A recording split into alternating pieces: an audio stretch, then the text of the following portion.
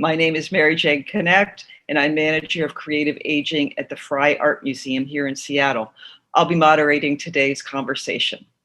This event is the third in a series of 3 conversations with leaders in elder care who have published books in 2020 that challenge our assumptions about dementia and provide a deeper understanding of how to support persons living with dementia, their care partners, and their community.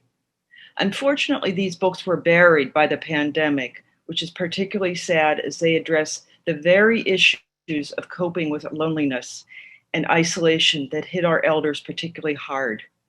I'm grateful for the partners who came together to highlight these critically important books.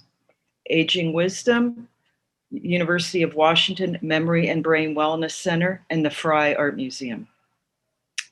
This series is also honoring the 10-year anniversary of the Frye Art Museum's creative aging programs, which is also being celebrated with the exhibition Art on the Mind. I'd like to begin by acknowledging that the land on which we gather is the traditional territories of the Coast Salish people, specifically the Duwamish and the Suquamish tribes, who have since time immemorial steward the lands and the waters, this place we now call Seattle. Please join me in offering gratitude and respect to their elders past and present, as well as future generations for their stewardship.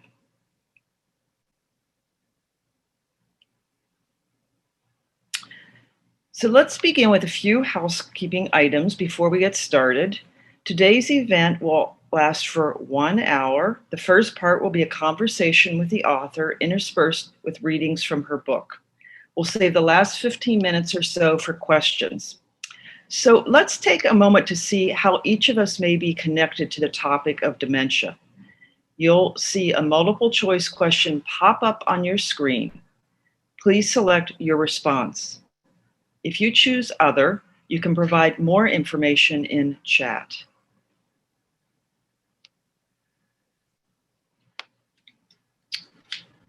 So it's looking like, wow, 50% I care for or have cared for a loved one with dementia, followed by I work with people with dementia.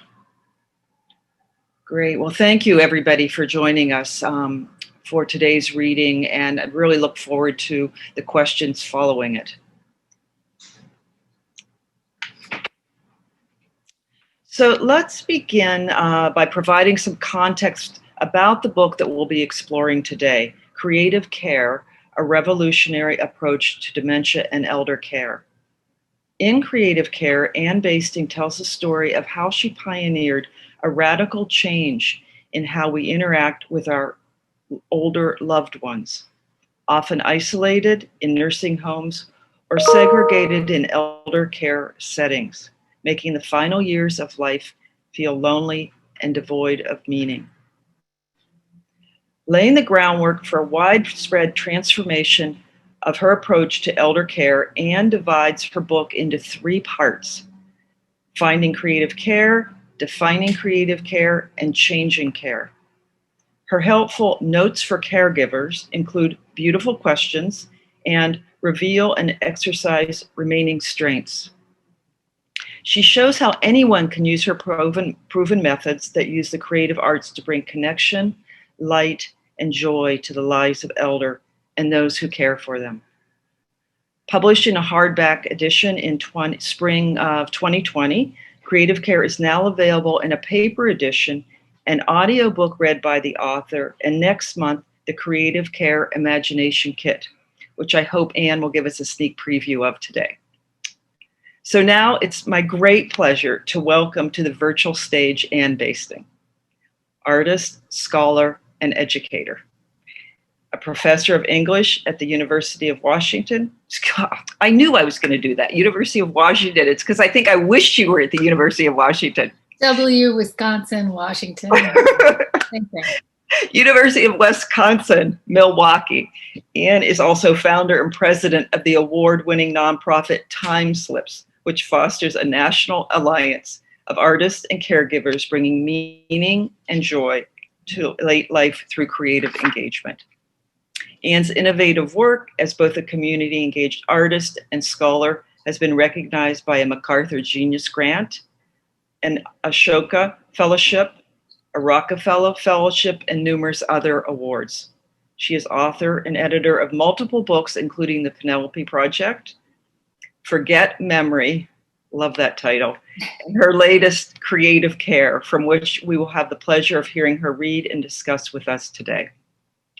And it's great to have you here, and thank you for joining us from your home in Milwaukee. Thanks so much. I'm so thankful for this series and really honored to be part of it with the other authors, and for really your prescient holding of it at this time when it is exactly what everybody needed. So thank you. Well, let's begin by you sharing your hopes in writing this particular book. And would you read a few pages from the first chapter? Sure. The hope was really that I'd been writing and working on these ideas for many, many years. And this book gave me an opportunity to kind of accumulate it all, tell the story of the storytelling and its impact to ideally a much broader audience, and kind of motivate it in the direction of change. And that's really kind of what I hope, that it can be felt by a broad audience, and who can join forces toward creating some change as well. And then the opening piece, you can see all my Post-it notes. This is the beginning. Here's where it starts. Chapter 1, in which Ruth teaches me what joy looks like. It was opening day. Spirits were incredibly high. I had walked into Morgantown Care and Rehabilitation in Morgantown, Kentucky that Saturday morning to a chorus of exuberant greetings, not what you'd usually expect at a nursing home. Now it was just about 2:00, showtime. After 2 weeks of rehearsal and a year of planning, the elders, local actors, volunteers, and staff were about to perform their version of Peter Pan, one in which Wendy is in hospice care in her final phase of growing up. And the audience, rather than clapping to prove their belief in fairies, would meet the extended hand of an elder to prove that they believed in one another. There would be song and dance. There would be a giant crocodile, pirates, and of course, flying. These residents, several of whom had not been out of their rooms for months, were about to welcome an audience to see them and their nursing home in a completely new light. They were inviting the audience to see beauty and meaning in a place where most people only see overwhelming loss. Ruth had been at every rehearsal. If I had to guess, I would say Ruth was in her late 80s, with a bob of gray hair framing her face. Riding a wheelchair, she was one of the dozen elders dancing in the finale to Frank Sinatra singing "Fly Me to the Moon." As Shirley, a resident who had been the activity director in this very nursing home for 40 years, offered a blessing on the performance, and the stage manager called out "places," Ruth's care partner wheeled her out onto the home's front patio for the pre-show. The wind carried a chill, but every elder in the dance chorus insisted on going outside to greet the audience and listen to the live music. I looked around at the faces. Every one of them was wide-eyed and wonder-filled, except Ruth. She was crying. Her eyes were bright, but tears rolled down her cheeks. Her mouth was twisted into a half smile, half grimace. I went to her straight away, kneeling down in front of her and taking her hands. "Ruth," I whispered, "are you okay?" She nodded eagerly. "Are they happy tears?" I asked. "Oh, yes," she said with a laugh. happy, happy tears. Happy tears. There's no better phrase to capture a feeling of joy in a time of tremendous challenge, such as when we create and experience poignant beauty in, say, a time of dementia, or a time of profound physical challenges and changes, or a time of powerfully missing people who have gone on before you, or who are too far away, or too busy to visit. In my 25 years of bringing the arts to people in late life, almost no one believes me when I first suggest it is possible to feel joy in those moments, or that joy and meaning can coexist in some of the hardest times of our lives, if we are lucky enough to live that long. The power of being invited into creating meaning, of working together to create art that has a lasting legacy, is an elusive thing to describe. But when people feel it, they understand it deeply. I'm fairly confident that in the beginning of their training, the staff at the nursing home in Morgantown did not believe in that power, nor did the elders or their families. But after the show, they believed in themselves, in one another, and in the power of the shared creative experience. I didn't always believe either. I didn't even know it was a thing that one could believe in. My journey toward the performance of Wendy's Neverland in a nursing home in Morgantown was long, slow discovery for me, a gradual accumulation of experiences rather than a lightning strike. I continue to learn every day, especially now, as the landscape of time shifts under my own feet, bringing changes to my own family.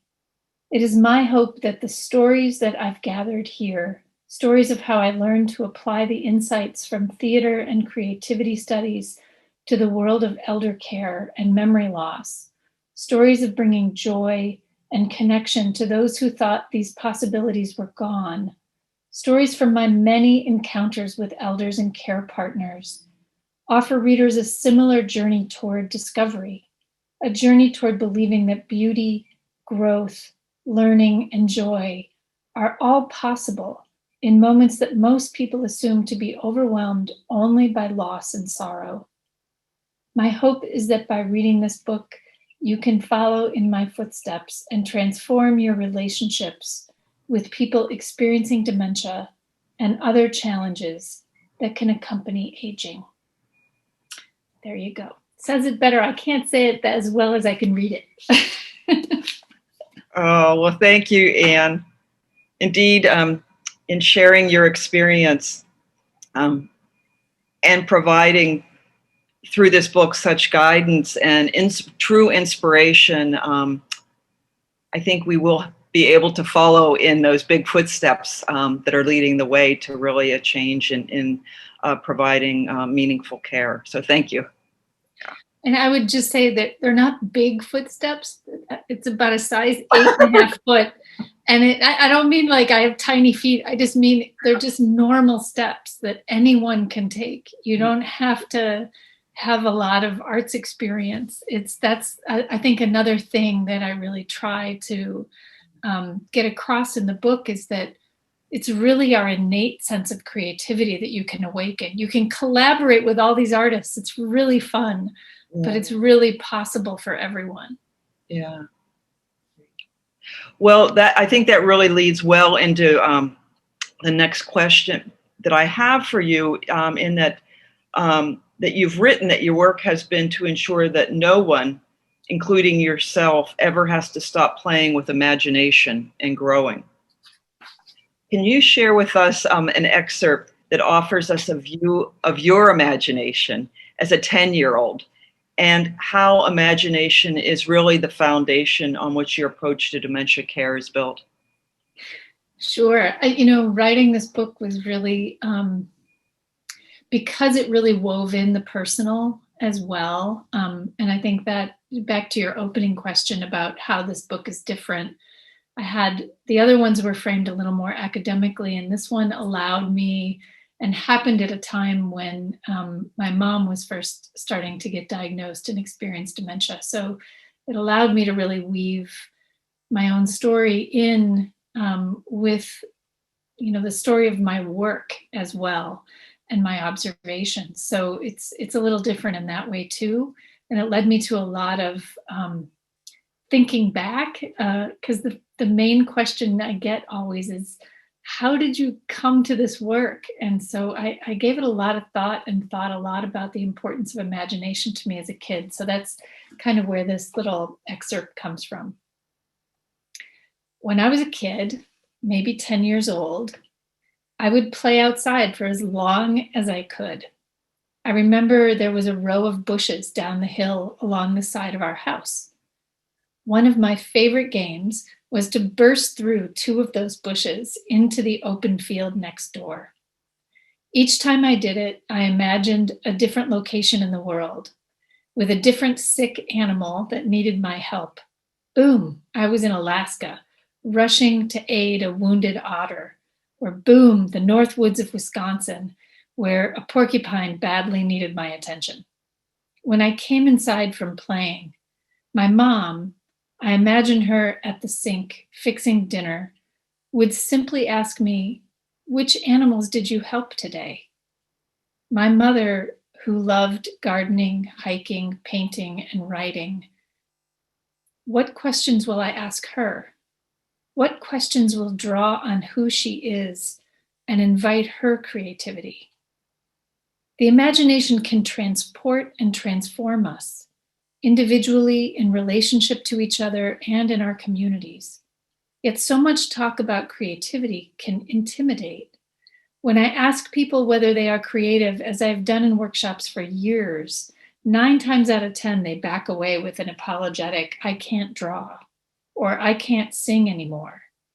This might happen because being creative is seen as something someone says about you, like being handsome or clever, not something one claims about themselves. But it is also possible that somewhere along the line, creativity has become a rare currency, a precious attribute associated with the few, the elite, the artist, the tech startup CEO, which I know is well known in Seattle, right? It is my aim to bring creativity back home where it belongs, back into the micro moments of our days when we can make meaning simply by noticing the angle of light as it pours through a window, the pattern of vowels on a billboard, the overlapping rhythms of music and fingers tapping on a keyboard in a waiting room. It is my aim to remind us that human beings are innately creative, and that inviting our fellow human beings to express themselves creatively, to co-create, is itself an act of care, an expression of love. After all my exploring and defining, I like the terms together: creative care. It's more than medicine. It's more than the arts. It's more than therapy, but it has measurable therapeutic benefits. At its heart, creative care is not really about painting or singing, although those things certainly can happen. Creative care is an agreement between people to imagine themselves, each other, and their worlds a little differently. It is an invitation to shape the world together. For people denied the tools of world shaping, this invitation can be a profound and life-changing act of healing. Wow. Thank you. How about we jump in and now experience a little bit about what you mean by creative care. Tell us about beautiful questions, and how about asking us one? Sure. In that second section about what is creative care, I go through all the separate elements, and I start out with one of them is beautiful questions, and I used to call them open-ended questions, but it became so clear that it was an art really to ask them, A beautiful question I see as one that opens a shared path of wonder and discovery between people. There's no right or wrong answer to them. They invite you into a path or a space of meaning making together. And so I have one right here in a little card that we made available, and I can tell you more about these. But if you could fly anywhere right now, where would it be? Just close your eyes and imagine where you'd go. Anywhere. And it's really, you don't even have to get on a plane. You can just lift up and go. Where would it be? You can write it in the chat if you want to. It'll come in handy a little bit later.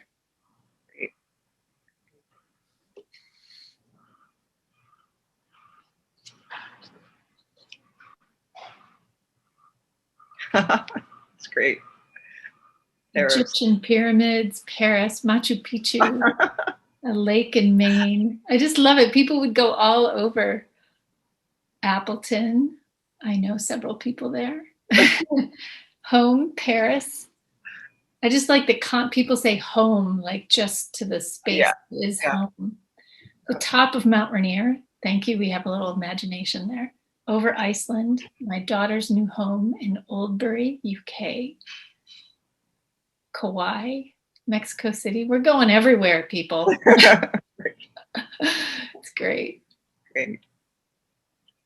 Well, there is a really wonderful sampling of the beautiful questions in the book, as well as you can find a list of questions on the Time Slips website, which we'll have in the chat. And also you can sign up with Time Slips to learn how to host an engagement party, and also for their weekly dose of creative care. So great, thank you. Yep. And also, you wanted a little preview. I can show you this. I have the only actual kit. It's coming out in June. It's the Creative Care Imagination Kit. And you can hear the Velcro when there you go. It has 15 beautiful questions. And this one is one that I used to ask my mom. I have a little video that I'll share on social media. How do you greet someone you love? And then there's also image cards for prompts. And on the back of the beautiful questions, there are thoughtful actions to take them a next step. And then also on the other side of the kit is the journal, the creativity journal, where you can write responses. There's also first I just have to show the front page because it's so pretty. Yeah. That's my favorite part. There's instructions, and then just the blank pages with some quotes to inspire you. And some of the thoughtful actions involve drawing, so we kept blank pages for people as well as lined pages for writing. So it's a little something as a little treasure. Being in this field so long, and I know you understand this, being in an art museum. I think design, when it's beautifully designed and you can feel that it's valued and that you feel as though people are valuing you with those objects. And that's what we really wanted to do with the design of this, just make it feel special and meaningful for people to have, and positive as well. Great. Thank you. Yeah. So as far as the beautiful questions, providing an entry point into meaningful engagement, as you've discussed and we're experiencing, but none of it works if we don't listen. And not just listening. Just listening is not enough. We must offer proof of listening. Can you please read to us your story of Dorothy? Sure. And I'll say too that I was early on, I had the pleasure to work with the folks at StoryCorps, Dave Isay and their early memory loss initiative. And I was really always very moved by Dave's assertion that listening is an act of love, and find that to be really the case. Proof of listening gave Rose a sense of purpose. I mentioned Rose a little in a story that comes right before this. In an adult day program 1,000 miles away from Milwaukee, proof of listening drew Dorothy out of an anxious, repetitive loop. In the basement of the synagogue on the Upper East Side of Manhattan, a small group gathered in a circle of chairs at the bottom of the atrium. Dorothy wore a worried face. The taut lines across her forehead and vague fear behind her eyes seemed to say, "How can this be? How did I get here?" But the only sounds that came from her mouth were ba ba ba ba ba. She only offered the sounds if someone asked her a question. "How are you today, Dorothy?" might receive ba ba ba ba ba in return. Was there a pattern? Was it the same number of syllables each time? Was there a code that we could crack? There didn't seem to be. But the storytelling sessions were different. We welcomed the storytellers to the moment and assured them that they didn't need to remember anything. Elizabeth, who hosted the day center, and I offered a constant reminder that the storytellers could say anything they wanted and we would weave it into the story. We were just making up a story together after all. Dorothy had the same answer to every question, but Elizabeth and I echoed every response, the number of ba's and the worry, wonder, or humor behind them. Did the inflection go up or down? I would look Dorothy in the eyes and repeat back what she had offered. Ba ba ba ba ba ba ba, I asked her. Yes, she nodded, and a light sparked somewhere deep behind her eyes. This became routine for weeks, but then something shifted. I asked the group what they wanted to name a character in one of the stories we were telling. Ba ba ba ba ba, Dorothy, ba ba ba ba ba. The entire group took a collective breath. I repeated what she had said back to her, trying to echo her as best I could, but unable to separate a layer of giddiness from my own voice. Ba ba ba ba, Dorothy, ba ba ba ba ba. She beamed. Yes, indeed. That would be the name of the character. Slowly and deliberately, I added, ba ba ba. She added, ba ba ba ba ba. I love you, ba ba ba ba. I held her hands and echoed it back to her, slowly and deliberately. Ba ba ba ba ba, I love you, ba ba ba. It wasn't a cure. It didn't fix any biomarkers or whatever was wreaking havoc in her brain. But Dorothy was heard, and she gave me the simplest and biggest gift in return.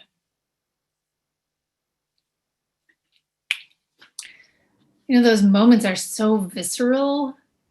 They're like seared, and it's so interesting to read it and be back in the emotional place of it so clearly and vividly, I should say. It's amazing to me how throughout the book, how you tell these stories and how I just felt I was experiencing them myself. So thank you for communicating it so well. Yeah.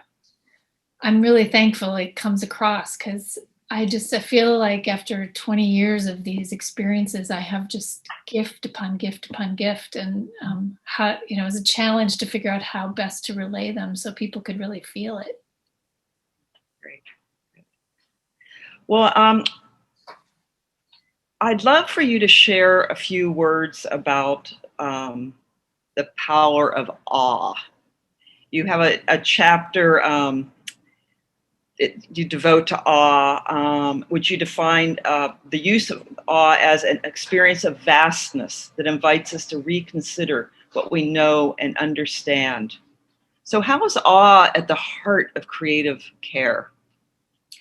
Well, first I have to back up and attribute Susan McFadden, my friend and co-author in the series, who really is the one who started me thinking about awe. And I started thinking about it as the accumulation of all the elements. When all of those elements of creative care are present, I really feel the experience of awe and that sense of um, being in touch with something much larger than yourself, that puts you in sort of perspective.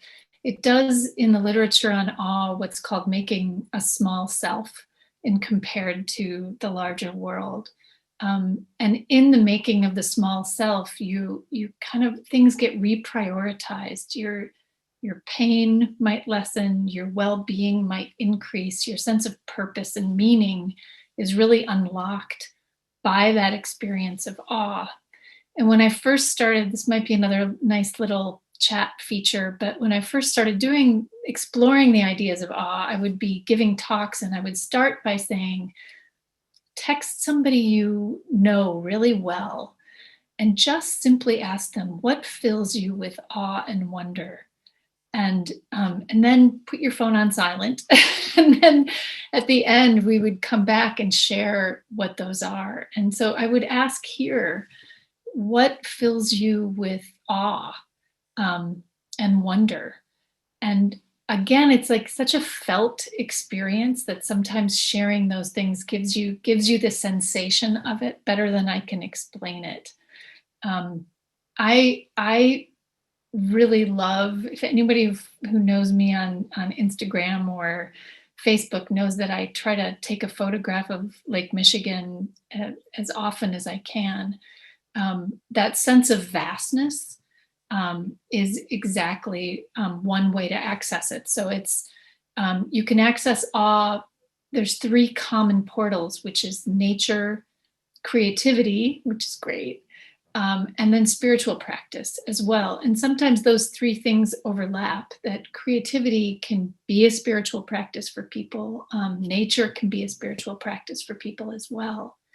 And I started to see these stories in my experience of really inviting another human being and really deeply witnessing and being echoing them and offering proof of listening as really having an access point into the vastness of the human soul. And that became an experience of awe that we shared through creative expression together. So it became this sort of nexus of spirituality and creativity all together in the same moment. That's beautiful.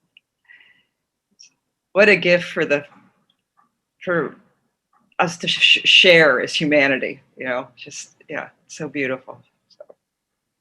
They're great answers, by the way, in the chat. Thank you. Great. Well, Anne, I'm certainly inspired by your approach to forge meaningful connections. And I have one additional question and a request for a reading. And as mentioned, this book is rooted on, I think, maybe like over 25 years of research and practice. It's also cast in the light of your mother's diagnosis of Alzheimer's. And you wrote, quote, "Dementia brings me and my family to that deepest place of meaning, where our human frailty and our unique human capacity to imagine entwine." Yeah, that's it. So if you would be open to maybe sharing a bit about, what you've been learning from your mother who's living with dementia, and if you do care to read a letter that I know that you wrote to your sons. Sure. I'll say by way of introduction that my mother is just a really lovely person. She is, we always called her Salty Sal because she just would use whatever swear word was on her tongue, tip of her tongue, and always let her opinion be known. And my dad would say he never would run for office or sort of, yeah, he would never run for office because Sally would just run right up and say what she wasn't very political. She would just say what she thought to whoever she wanted to say it to. Very direct. And she always talked about having that impact of growing up with three brothers. And so she learned to fight for herself and what she wanted. So I'm really beholden to her as a kid. She put me in art classes and really fostered my creativity. And so I now really cherish the opportunity to be able to invite her into the same. And so when she was diagnosed, I wanted my sons, I have Ben and Will. Ben is now 19 and Will is now 16. And they were younger, probably 5 years younger when I started this. I wanted them to not be afraid of this, and I wanted to contextualize it for them. So this is what I wrote. I didn't really expect to put it in the book, but it felt like the right thing to end with. Dear Ben and Will, you know how we've been talking about Grandma having some memory trouble? For a year, it's been noticeable on the edges of our time with her. She forgot that you were meeting her at the cabin and left before you got there. She stopped making cookies, although she buys them for you.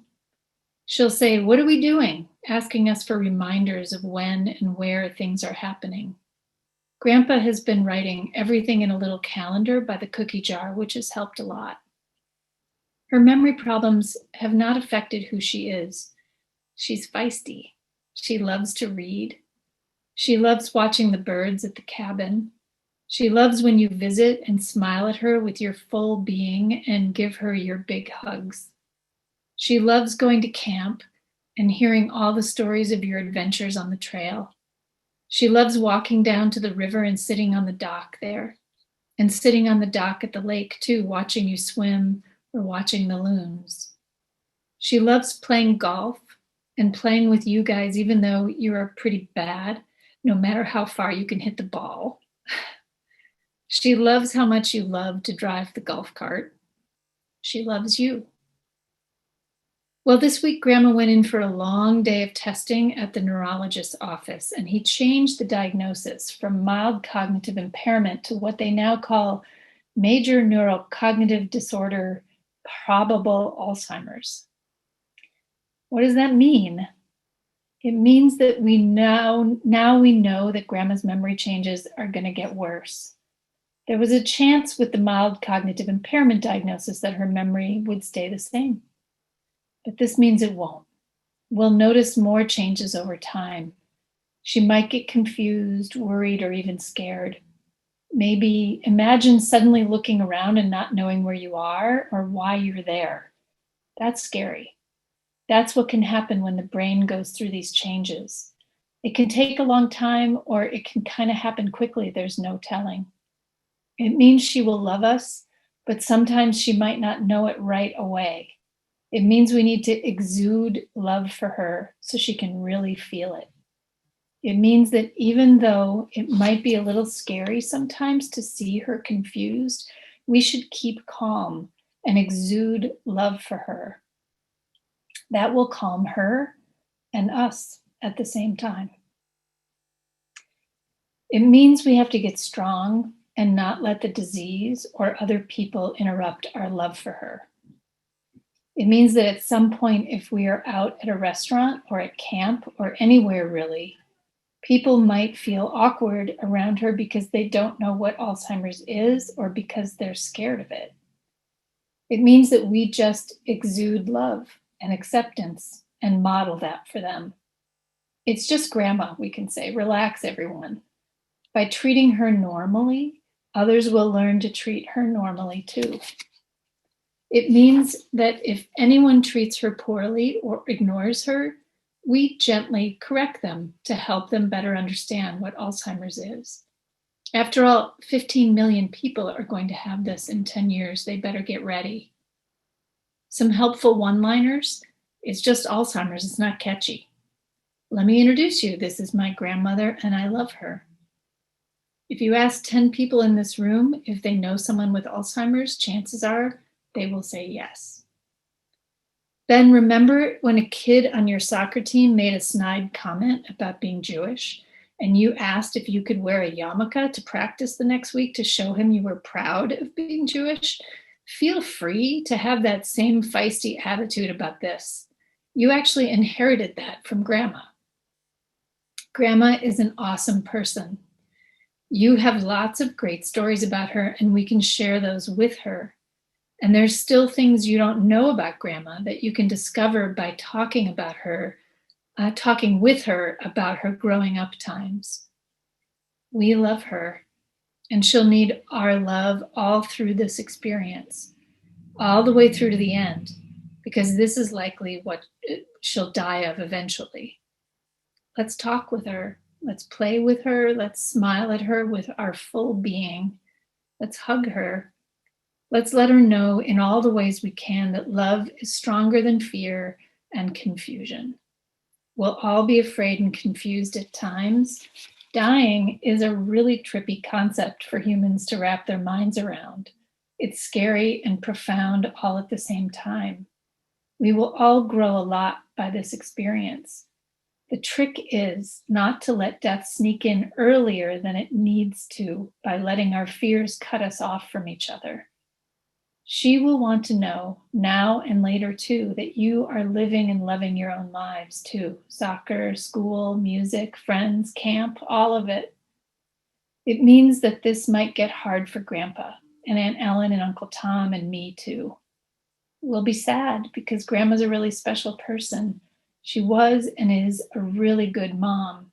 And I actually learned a lot about being a mom from her. If you think about things you like about me, chances are I actually got that from Grandma. Grandpa's going to miss their old times. They traveled all over the world and ran marathons and did amazing backpacking and canoe trips together. So sometimes if you see us being sad, it's okay. It's like a wave that moves through you now and then. But again, the trick is not to let fear or sadness keep us from loving each other. Alzheimer's might well move slowly, but even if it moves quickly, we can laugh and play and invite her into the moment with us. We can live and love and play all the way to the end. Together with Grandma, we'll learn how to be incredible human beings. Love you guys. Life's an adventure. Whew. Thank you. Thank you, Anne. And thank you for, I know it's the first time that you've read that. And I'm very grateful and very moved. Thank you. It's my older son is coming home from college tomorrow so that we can go to the state soccer meet for his younger son, for his younger brother. So it's all very vivid and still very pertinent. Thank you. Great. Well, I'm sorry our time is short here. I'd just love to open it up for some questions. For all of you folks out there, again, you can type your questions into the Q&A function of Zoom.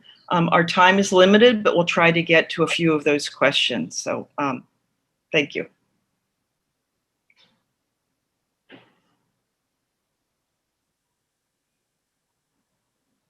Let's see. I'm gonna take a sip of tea. Sure.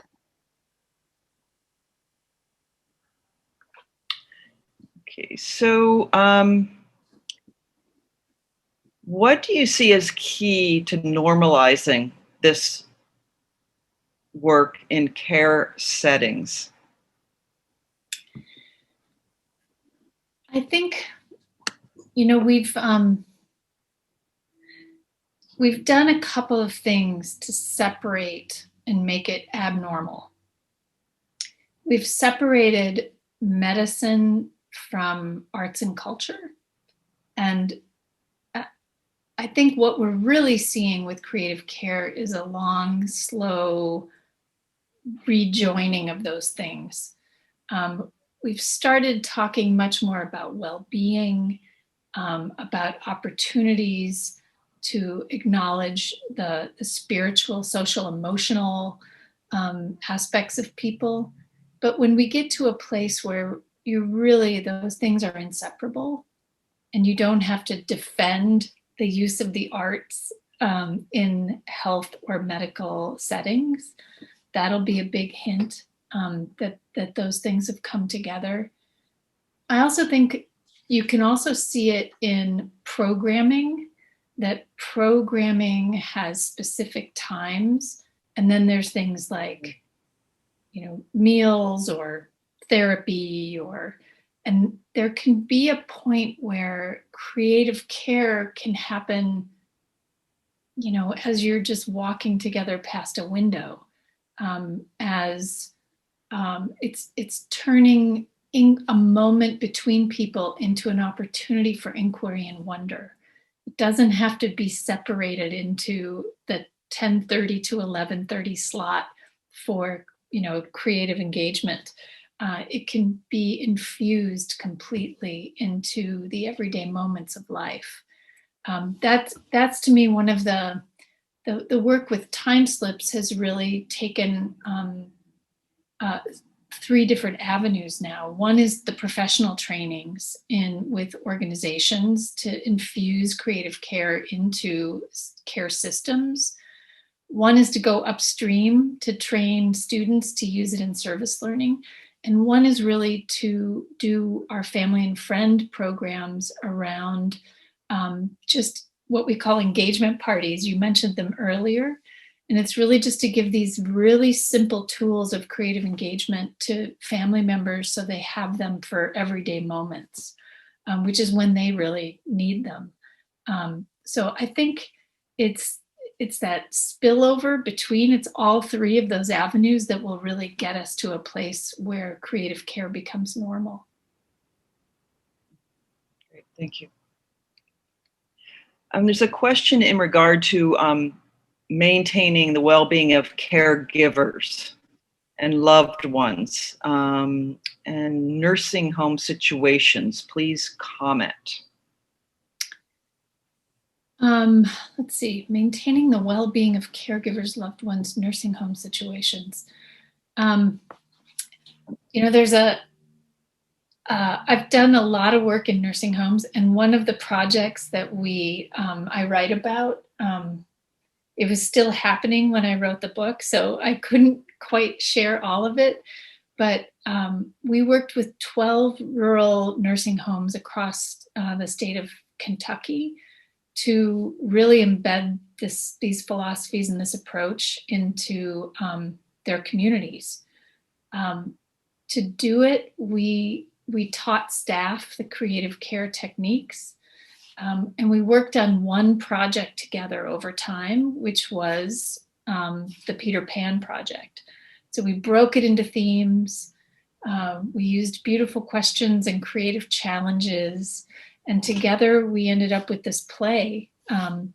We also asked them where they would like to fly, and the nursing home staff really understood the creative engagement framing, and in almost all of them, they put up big bulletin boards with stories of where all the residents would fly and put their stories on the maps of where they wanted to go. In the play itself, we had flight school where we had staff and elders helping us lift off and feel flying wherever we wanted to go. Those nursing homes, after the experience of really transforming those skilled care settings into cultural settings, cultural organizations where beauty could be made every day, they didn't want to stop. And it was nourishing for the staff, and the family was invited in to experience it as well.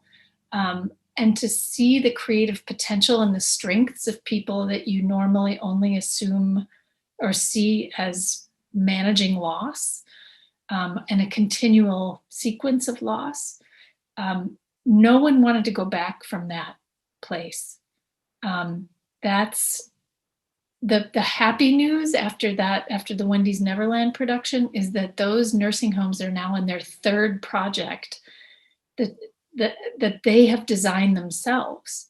So they keep it going after we kind of introduce the ideas and do a model project for them.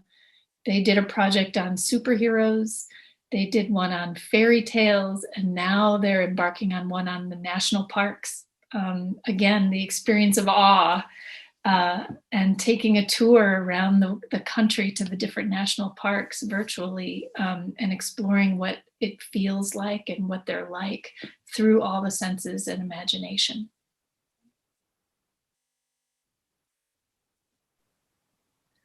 See, there's a question in regard to how can a single individual get involved?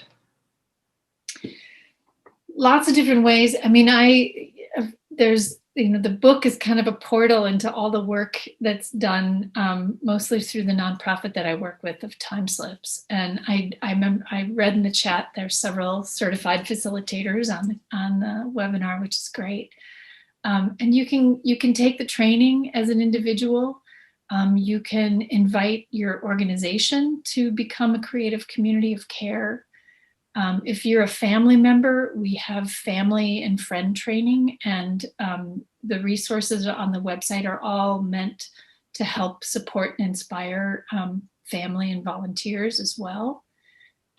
Students can learn the method and then use it in service learning and just going out and volunteering. So you can do it individually as well as organizationally. Thank you. Okay, let's see, we have time for, looks like for one more question. And question is, what projects are you doing now? And what is inspiring you? Well, one of my favorite things that we've done is we've been kind of honing it over the last couple of years through Time Slips, but it's really just another way to make creative story sharing and shaping available to people. We tried it just by telephone and we called it Telestories. And then during the pandemic, it became just massively important because that's how we could reach people. So Time Slips trained 10 artists in Milwaukee to do story shaping sessions for 30 minutes a week over 12 weeks. And it was just magnificent. And we're now turning that and spreading it, and working really my kind of back of the shop effort is to try to push with a coalition of people nationally to get this work recognized for its impact on loneliness and isolation, so that we can get it supported by health insurers, so that, we have these tools, we know how to reduce it, we know that it has impact. The evaluation of that program showed that it reduced loneliness by 41% from the 100 elders who were participating. So we know it works, and it's a matter of getting the systems to recognize it. So I love that. I love the beautiful questions getting shared out through Meals on Wheels programs that we're doing now. And a beautiful question project in Durham, North Carolina, that is actually, we're sharing the responses to the beautiful questions with a composer who's going to write an original piece for the Durham Children's Choir. And in April of 2022, they'll perform that as their spring recital for the whole community in their Dementia Inclusive Durham initiatives. So there's so many thrilling things happening. It's fantastic. Well, thank you. I really look forward to hearing how things develop, and thank you so much for joining us today for this conversation, Anne. Thanks for holding it and sharing this work with with folks. It's I'm really, really appreciative of it. Great, good. Well, I'd like to thank our presenters, Aging Wisdom, UW Memory and Brain Wellness, and also the Frye Art Museum, and thank all of you for attending. It's just been fantastic to have the opportunity to have different conversations around these three incredible, important books that were recently published.